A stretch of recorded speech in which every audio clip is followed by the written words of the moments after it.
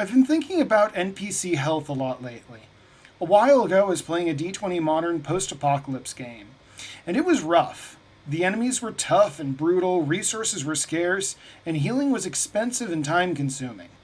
Something that bothered me, even though the players were more often than not going into encounters pretty beat up, every NPC or creature was at full hit points and had all of their abilities. That never sat well with me. Different games obviously handle healing and recovery differently. If you're playing The Call of Cthulhu, you might need a week in a hospital to recover from a fight, but if you're playing D&D 5th edition, you get just about everything back on an 8-hour rest. With that in mind, in 5th edition, it would make sense that most of the time enemies would be rested and ready when a plucky bunch of adventurers find their way to their lair. But what about enemies you find in the wild, or that are in the middle of an encounter of their own? For example, if you are tracking some bandits through the woods and are ambushed by a dire bear, a displacer beast, and a T-Rex, these are dangerous and awesome woods. When you eventually find the bandits, wouldn't they have surely had to deal with some similar encounters as well? If you haven't had a chance to rest, then really neither should the bandits.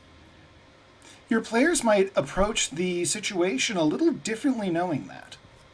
Or for another example, if an army of orcs and mages has been sieging a castle all day, and the players show up mid-battle to come to the castle's aid, the orcs and the mages have definitely taken some hits and used some of their abilities and spells by the time the players show up.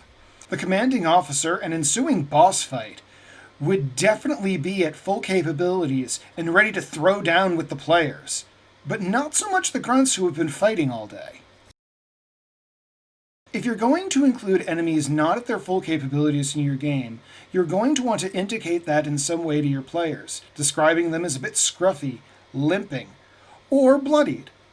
You want your players going into encounters knowing what to expect, so they can make informed choices. This is the sort of thing you can sprinkle into your game to give the world a bit more of a dynamic feel. You want to use these encounters sparingly depending upon the game and the setting, and it should be done to serve the narrative and make the world feel a bit more lived in. Thanks everyone for watching.